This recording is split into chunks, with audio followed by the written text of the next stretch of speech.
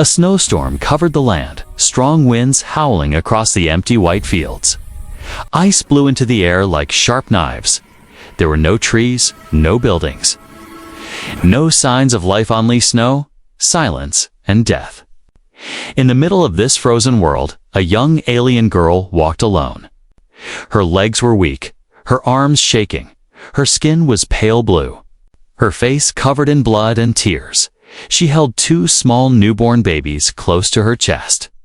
Wrapped in a torn silver blanket, her feet left deep marks in the snow. And every step was slower than the last. She had run from her people. Or maybe they had thrown her away. It didn't matter anymore. All she had now were her twin daughters, her only reason to live. They were quiet, sleeping in her arms. Their small bodies warm against her cold skin. She looked down at them and whispered, "You will live, I promise." But she was lying. She knew she couldn't go much farther. Her wounds were deep, her energy gone. The cold was biting into her bones, and her vision was starting to blur. She fell to her knees, gasping for breath. Snowflakes landed on her face and melted into her tears. Her mind began to drift back to what had happened, back to the betrayal. Her people had discovered the truth about her babies, that they were different, that their blood carried something rare, something powerful, something her leaders feared. They called her a traitor, said the twins were a threat to their future. And then they threw her out of the ship, down onto this cold planet to die with her babies in the snow. She thought about fighting back. She tried to scream, to tell them they were wrong. But no one listened, no one cared. She had no weapons, no food, no shelter. Just the freezing snow and two tiny lives to protect. Now, as she lay in the snow, her arms wrapped tightly around the twins, she knew the end was near. Her heart was slowing, her breath shallow. "I'm sorry," she whispered to her daughters. "I tried." The storm grew louder, like the sky was screaming. The wind pushed the snow into tall waves, and the air was turning darker. Then, through the storm, came a sound, soft at first. Then louder, footsteps, crunch, crunch, crunch. The alien girl blinked slowly. Her eyes heavy, a shadow appeared in the snow. A tall figure walking toward her. The shape was strange metal and cloth, boots and armor. A man, not alien, but human. She tried to move. To crawl away, she didn't trust humans. No alien did, not after the war, not after everything humans had done. The man stopped beside her. His face was covered by a helmet. Glowing red at the eyes, he looked down at her. She could not read his expression. Her arms tightened around her babies. The man knelt slowly. He held up his hands. Showing he had no weapon drawn, "I'm not here to hurt you," he said softly. His voice was deep, kind, different from what she expected. She didn't answer, didn't speak. Her body was frozen, her lips shaking. She was ready to die, but not before her daughters were safe. The man looked at the babies. "You have twins," he said, surprised. He reached into his coat and pulled out a heat blanket, carefully wrapping it around them. "We need to get you out of the cold." She watched him, eyes wide. "Why?" She whispered, barely able to speak. "Why help me?" He didn't answer right away. He stood up, lifting her gently in his strong arms, "Because no one else will," he said. "And I don't leave people behind," she wanted to argue, to tell him she didn't need his help. But she couldn't fight anymore. Her head rested against his chest. Her eyes slowly closed, but before darkness took her, she heard him speak into his radio. "Found survivors, 1 adult female, 2 infants," he said. "Taking them to Shelter 9, the wind screamed louder. The storm raged on, but the man walked through it, carrying life in his arms. The alien girl, once left to die, now had a chance to live, and somewhere deep inside her past the pain, past the fear, hope began to grow again. In the distance, hidden in the snow-covered mountains, a warm light blinked, waiting for them, watching them. Something was about to change, something big, something no one was ready for. But it all began with a girl in the snow, 2 glowing newborns, and 1 human who refused to walk away. The human man walked for hours through the snow, carrying the alien girl and her twin babies in his arms. The storm was still strong, but he moved fast. His boots made heavy prints in the snow. His long black coat flapped in the wind. The babies were silent, sleeping inside the warm blanket. The girl was half awake, drifting in and out. Her head rested on his chest, her blue skin pale like ice. They reached a hidden cave in the mountain. The man stopped near a thick metal door that was buried under the snow. He pressed his hand against a scanner. A red light blinked, and a robotic voice said, "Access granted." The door opened with a low hiss. Inside was warm, dim, and safe. The walls were made of metal and stone. Filled with old human tech, machines hummed softly. Lights flickered on as the man stepped inside.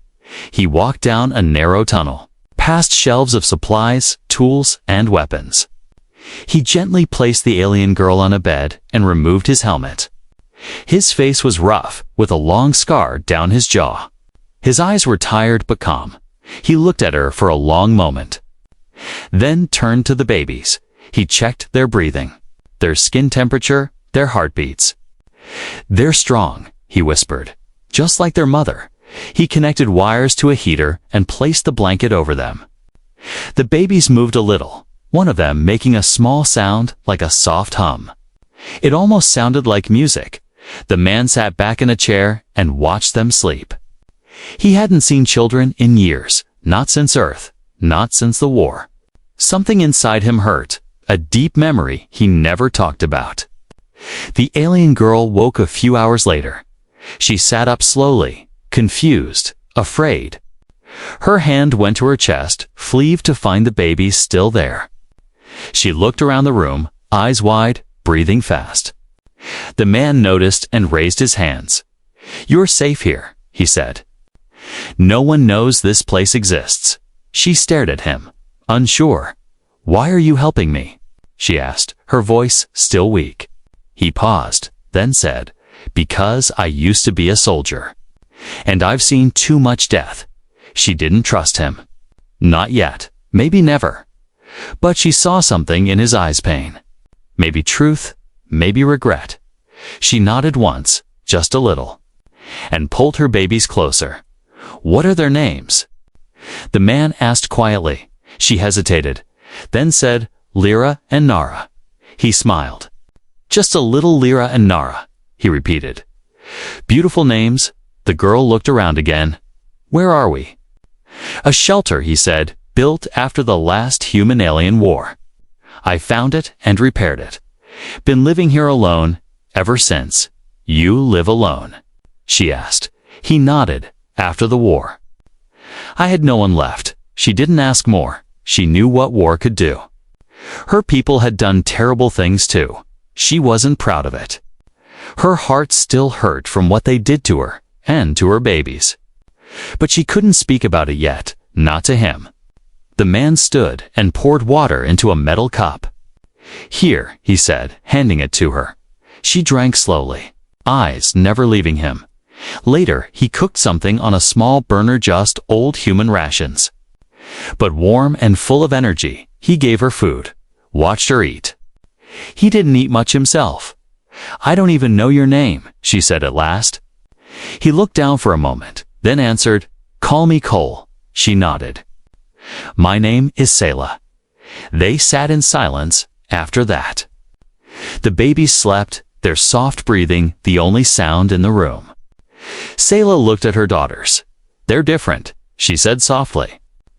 "That's why they wanted us dead." Cole didn't ask who they were. He just listened. "The twins," she whispered. "They were born with something in their blood, something ancient, something powerful." Cole narrowed his eyes. "What kind of power?" "I don't know," Selah admitted. "But it scared my people. They said the twins were cursed." that they would bring change to the world. Cole leaned forward. "Maybe that's not a curse," he said. "Maybe it's a gift." Selah looked at him with new eyes. No one had ever said that before. Later that night, while the babies slept in a small basket near the heater, Cole opened a dusty box and pulled out old files, maps, journals, and data disks. He searched through them, looking for something. Anything about alien bloodlines or genetic codes. Selah walked over and stood beside him. Her hand brushed the papers. "What are you looking for?" "Clues," he said. "Answers. Maybe someone out there knows why your daughters are so special." She was quiet for a while, then asked, "Do you believe in fate, Cole?" He looked at her and replied, "No, but I believe in choices." The room went quiet again. But something had changed between them. Trust had started to grow, not big, not loud, but just enough. Then, suddenly, a sound broke the silence. Beep, beep. Cole turned fast, checking the small radar screen on the wall. A red dot was blinking, moving closer. A ship had entered the sky above the shelter. His face turned serious. "We have a problem." Selah grabbed her babies. Her heart racing. "They found us." Cole stood, grabbing his weapon. "Then we don't run," he said. "We prepare." The warmth of safety was gone, replaced by the cold feeling of danger. But this time, Selah wasn't alone, and this time, they were ready. The night outside the shelter was black and silent. The storm had ended, but the air was heavy with danger. Cole stood by the metal door, a rifle in his hands. Watching the radar screen blink red, each pulse of the dot meant someone or something was getting closer. Selah sat near the heater, holding Lyra and Nara close to her chest. The babies were awake now, their glowing eyes reflecting the dim light of the shelter. They were quiet but alert, as if they could sense the danger too. Selah's hands trembled, not from cold, but from fear. Cole didn't speak for a long time. His eyes were sharp, his movements steady. He checked the door, checked the cameras, checked his weapons. Everything was ready. But he could feel it. The storm outside was nothing compared to the storm that was coming inside. "They're here for the twins," Selah whispered. Her voice was soft but filled with pain. "They'll never stop." Cole glanced at her. "Then we make them stop," he said. "They're not taking anyone from this place." Selah looked at him with confusion. "Why do you care?" she asked. "Why risk your life for us? You don't even know us." Cole's jaw tightened. "Because I lost my family once," he said. "I couldn't save them. But I can save you." Those words stayed in the air like a weight. Selah didn't ask what had happened to his family. She didn't need to. She could hear the truth in his voice. The radar beeped faster. Cole turned off the screen and dimmed the lights. "Get ready," he whispered. "Stay low. Keep them quiet." Selah crouched behind a pile of supply crates. Cradling the twins, her heart was racing. Her mind flashed back to the day her people turned on her. The cold cell, the shouting leaders. The cruel words. "They're a threat to everything." The memory burned like fire inside her. She would not lose her daughters again, outside. A small drone floated silently down from the sky. Its camera lens glowed red. Scanning the snow, it hovered near the door. Then another drone appeared, then another. Soon there were 3 silent metal eyes searching for life. Cole watched the screens carefully. He lifted his rifle but didn't fire. "Not yet," he whispered. The first drone slid closer, scanning the metal door. A thin blue beam flickered across the lock. Selah's breath caught. The twins made a soft, humming sound, almost like a warning. Cole frowned. "What's that sound?" he asked quietly. "They feel danger," Selah whispered. "It's their gift." Before Cole could answer, the door shook. Boom, boom, boom. 3 hard knocks from outside. A metallic voice called out, "Open the door, or we will open it for you." Cole raised his weapon. His voice low and steady. "Stay back." The voice outside laughed. Cold and sharp. "You can't hide them forever." "Human," it said, "hand over the children, and we might let you live." Sayla's grip on her daughters tightened. Her eyes filled with tears, but also with rage. "Never," she hissed.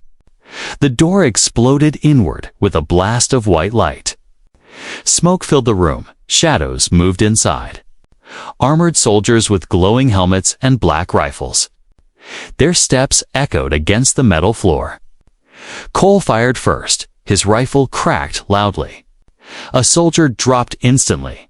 Another tried to rush forward, but Cole hit him too.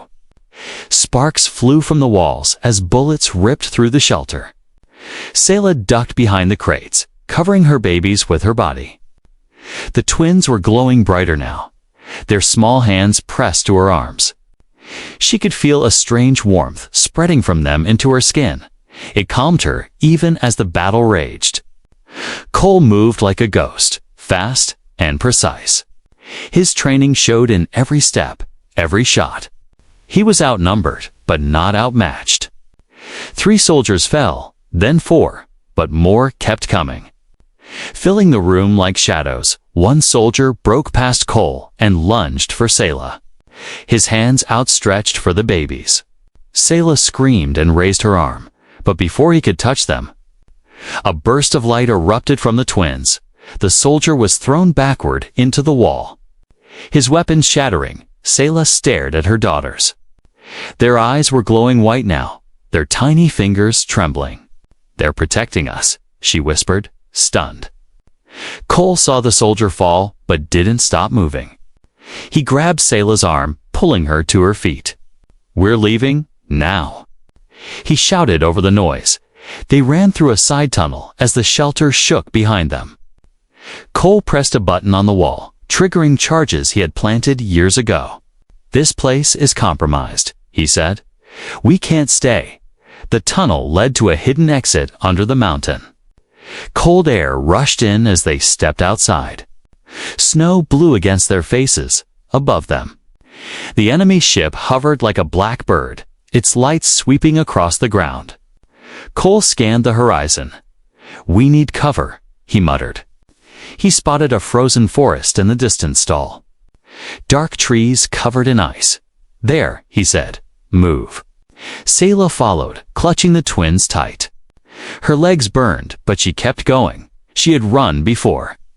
But this time, she wasn't running alone.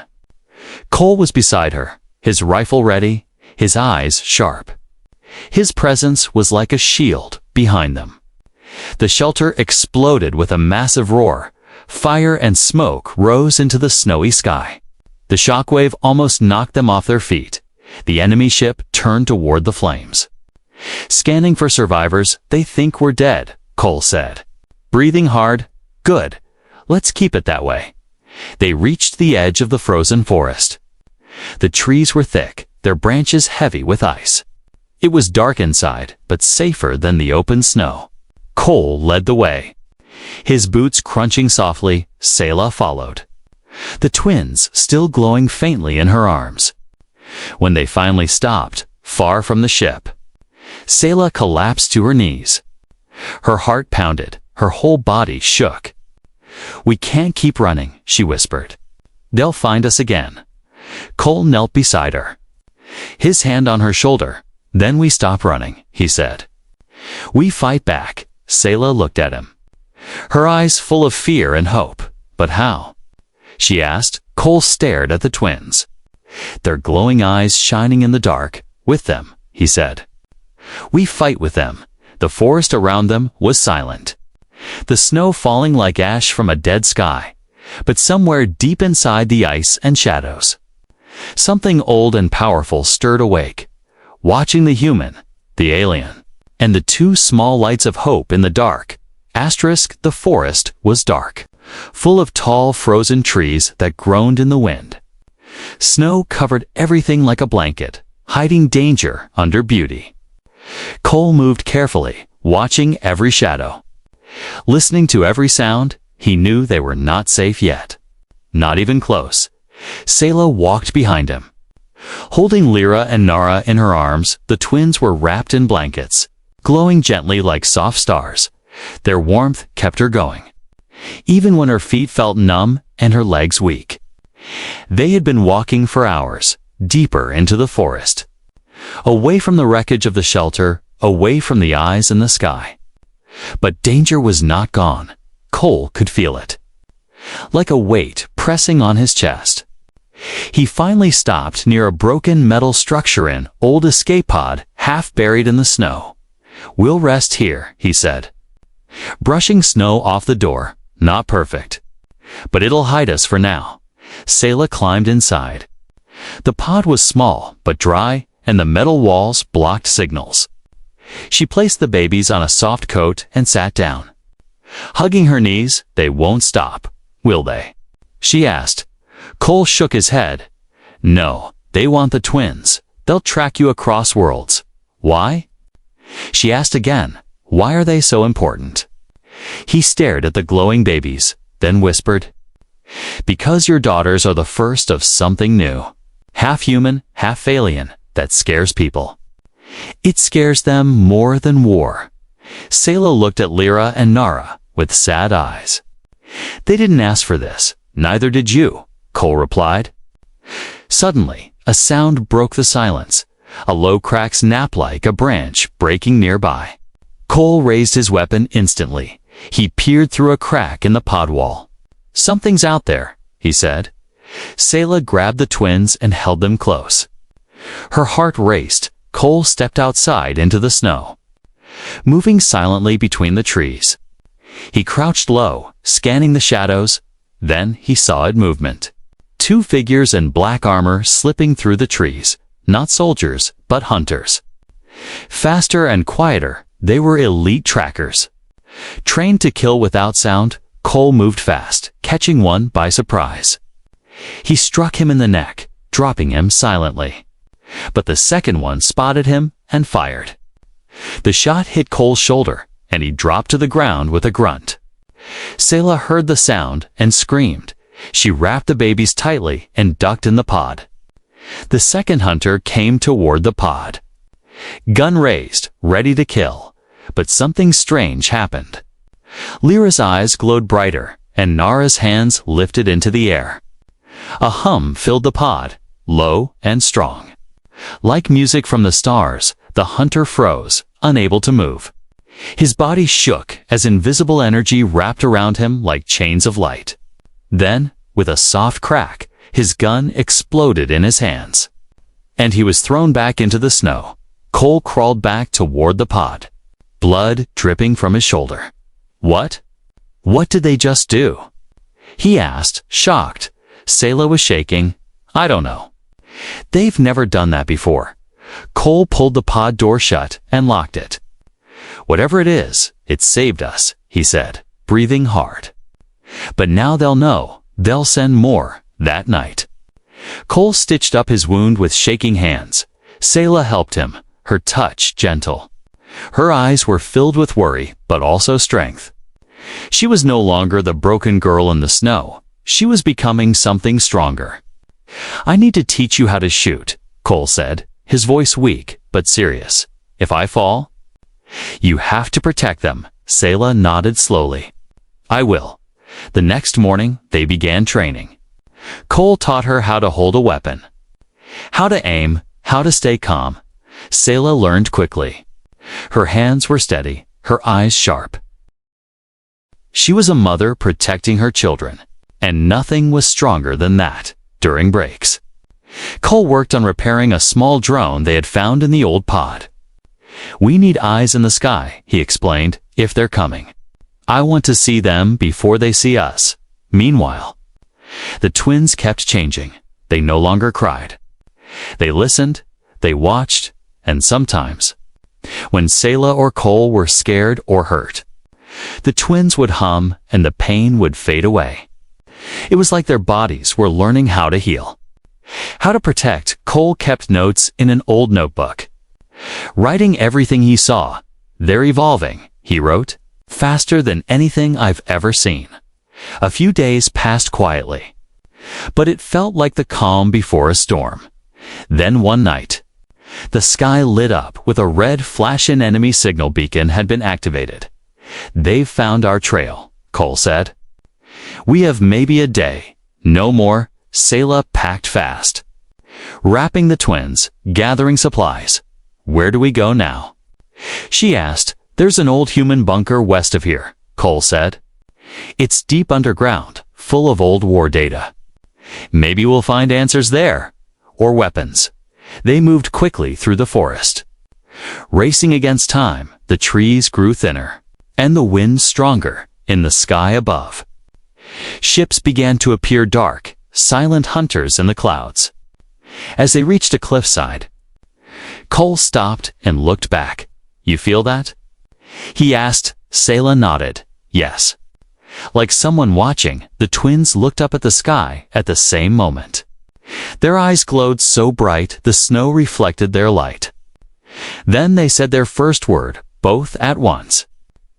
"Danger." Sayla froze. Her heart skipped a beat.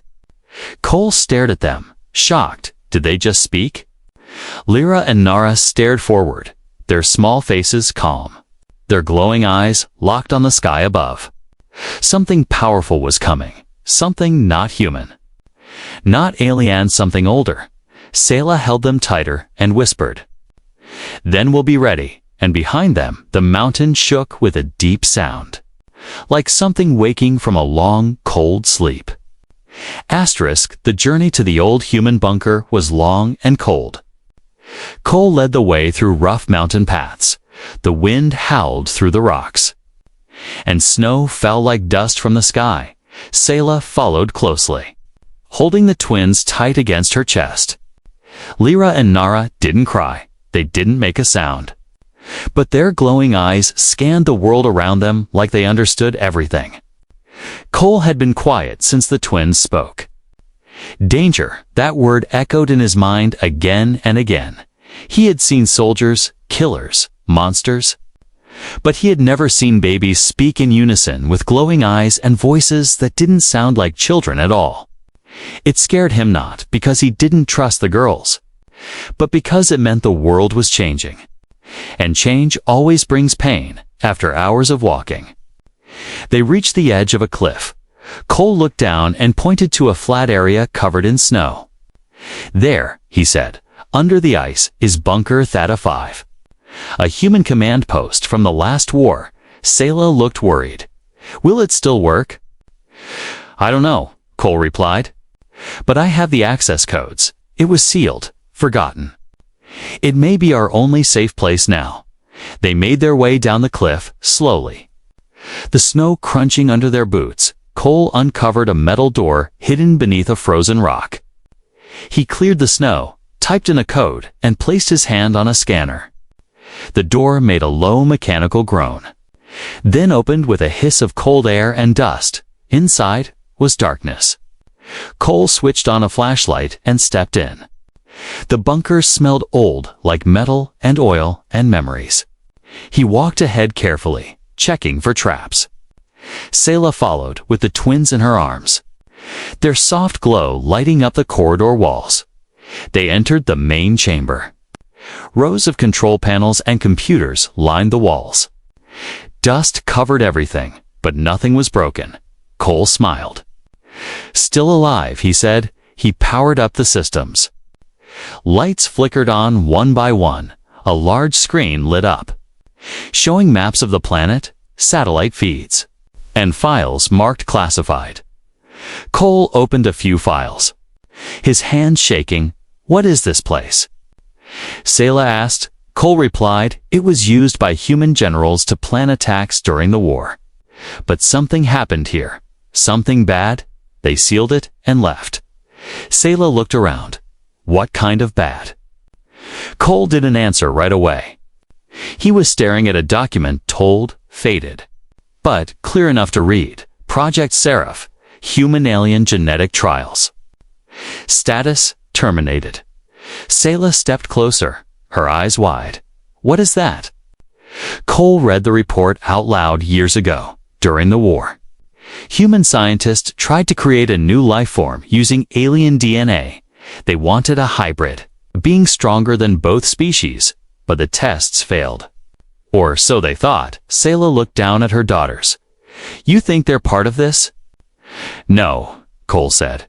I think there's something better. Something natural, something born, not made, suddenly. The screen flashed red. Incoming transmission detected. Cole froze. That's not possible, he whispered. This place is sealed. A voice came through the speakers.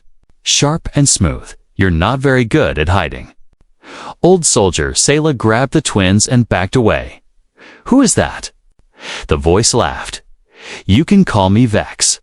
I've been following your little family since the snow. You think you're protecting them? But you're only delaying the end. Cole stepped forward. Stay away from them, he growled. Oh, I will, Vex said. Just as soon as I get what I came for. Those girls. You have no idea what's sleeping inside them. The transmission ended. The screen went dark. Cole cursed under his breath. They're watching us. They traced the signal. He opened a panel and began shutting down systems. We can't stay here long, but I need to finish copying the data. There may be something in here that can help us understand what they are, and how to protect them. As the systems downloaded files to a portable drive, Sayla walked into a side room with the twins. It was once a sleeping chamber for soldiers, now just metal bunks and silence. She sat down and held the babies in her lap. Do you hear me? She whispered to them. You're not monsters. You're not weapons. You're my daughters. Lyra reached out and touched her cheek. Her small hand warm and glowing. Mama, she said softly. Sayla's eyes filled with tears. It was the first time they'd called her that, back in the main chamber. Cole stared at a new file that had just unlocked. It was a video blurry, shaking from inside another lab. Scientists stood around a glowing chamber. A small child floated inside. Skin pale, eyes bright. A voice in the video said, "This one will decide the future of both races." Then the screen went black. Cole whispered, "They tried before, but this is real." Suddenly, the floor shook just once, but deep. A rumble echoed through the walls. "They're coming," Cole said. Grabbing the drive and his rifle, "We move now." He ran to Sayla. "We leave through the back tunnels. There's a transport buried 5 clicks west. We can get off this mountain." As they moved through the dark tunnels, the lights flickered. Behind them, explosions shook the bunker. Vex's forces were already breaking in, but ahead of them, in the cold darkness, something was waiting. Not enemy soldiers, not war machines, something old. Something deep beneath a mountain that had been asleep for a very long time, and the twins were starting to feel it.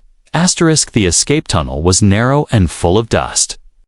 The walls were old, built during the first human-alien war. Cold metal and cracked stone surrounded them. The lights above flickered as if the bunker itself was afraid. Cole led the way, gripping his rifle tightly. Sayla followed with the twins in her arms. Lyra and Nara were quiet, but their eyes glowed brighter now, like they sensed something no one else could. "What's down here?" Sayla whispered. "An old transport hangar," Cole replied. "If it still works, we can leave the mountains. Maybe reach one of the outer colonies." He didn't mention the shaking from earlier.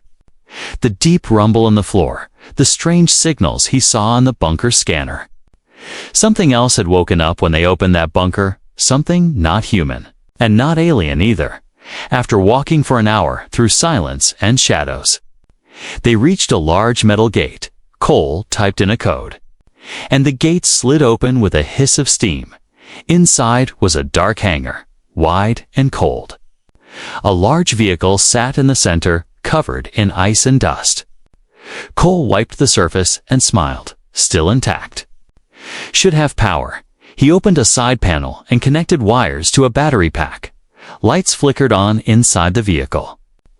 Engines hummed to life. It was old, but it would move. As Cole checked the systems, Sayla placed the twins inside the transport and sat beside them. She felt a little hope for the first time in days. But hope can be a trap. Suddenly, a voice echoed from the hangar entrance. "Well done, Cole." Cole spun around. Gun raised, Sayla stood quickly, shielding the twins. From the shadows stepped a woman in sleek armor. Her face was human, but her eyes were cold like ice. Her soldiers followed 6 of them, armed and quiet. Their suits marked with the symbol of Earth's old Black Ops unit. "Captain Reyes," Cole said bitterly. "I should have known." She smiled without warmth.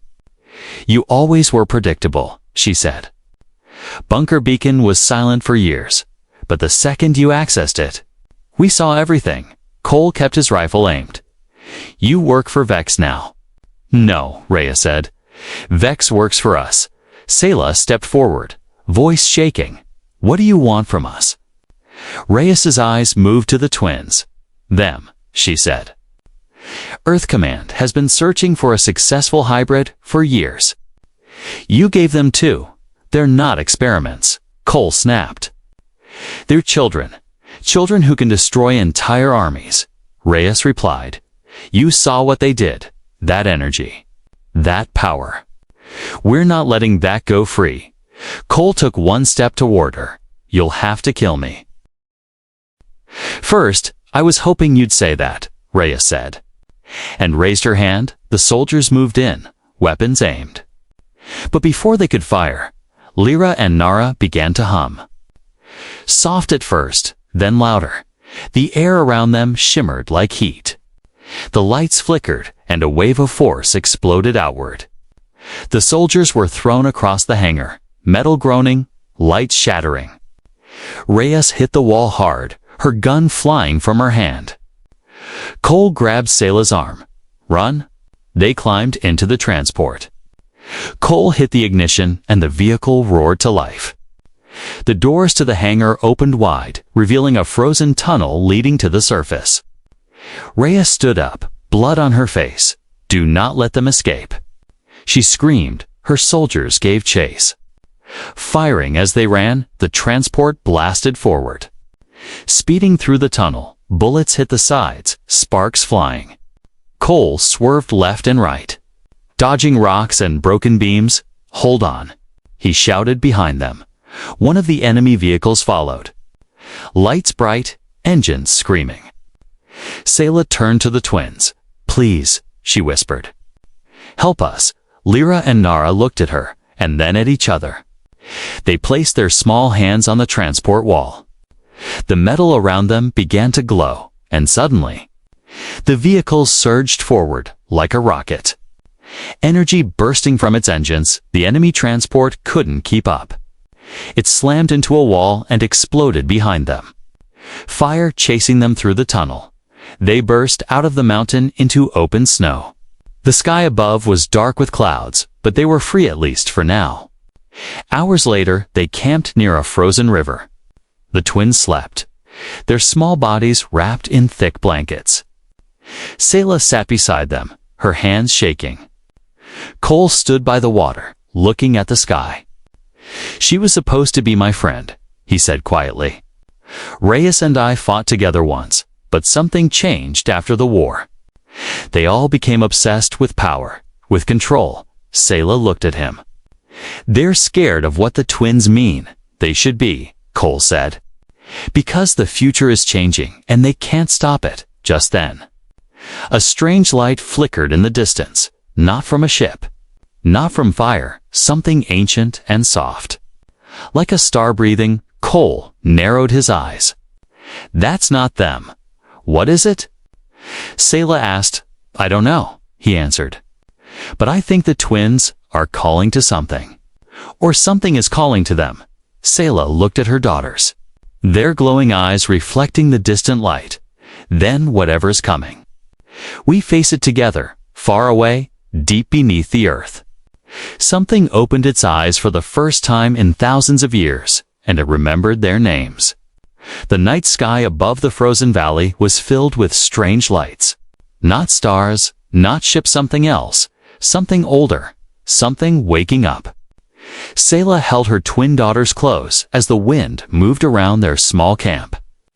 Lyra and Nara weren't crying. They weren't afraid. Their eyes glowed like they always did, but now there was something deeper in them, like they were listening to voices only they could hear. Cole stood near the edge of a cliff, scanning the dark horizon with his old binoculars. "Something's coming," he said softly. "But it's not Reyes. It's not Vex." Selah looked at him. "Then what is it?" Cole lowered the binoculars. "I think it's them," he said, pointing at the twins. "They're calling something." Maybe it's been waiting for them before Selah could speak. The ground began to tremble, soft at first, then stronger. The snow cracked beneath their feet, and far off, the mountains shook. A pillar of blue light shot into the sky from the distance, rising like fire into the clouds. Then the voices began, not words, just sound. Deep and layered, like ancient whispers. It echoed inside their minds, not their ears. Selah gasped and held her head. "What is that?" Cole stepped forward. "It's not hurting them," he said. Looking at the twins, they understand it. Lyra and Nara stood together. No longer glowing softly now, shining like suns. Their eyes were full of stars, and their hands reached out to the light. Suddenly, a shape appeared in the sky. A great craft, huge and silent, like a piece of the night itself. It hovered above the glowing pillar. No engines, no fire, just presence. It looked like it had always been there, just hidden from time. "It's not human," Cole whispered, "and it's not alien either." The ship began to descend slowly, and the ground around them pulsed with energy. Snow melted into water. Ice cracked. Trees shook even without wind from the sky. Beams of light reached down, one touched the twins. But they didn't move. They stood still, their hair floating around their heads, their skin glowing like gold. And then they spoke, together. But not with their voices through everything. "The time is now," they said. "The war ends with us." Selah felt her knees weaken. Lyra, Nara. The twins turned toward her, smiling softly, their eyes still glowing, but their faces still full of love. "We are still yours." Mama Lyra whispered aloud, "But we are also." More, before Selah could respond, a ship roared in from the North Metal.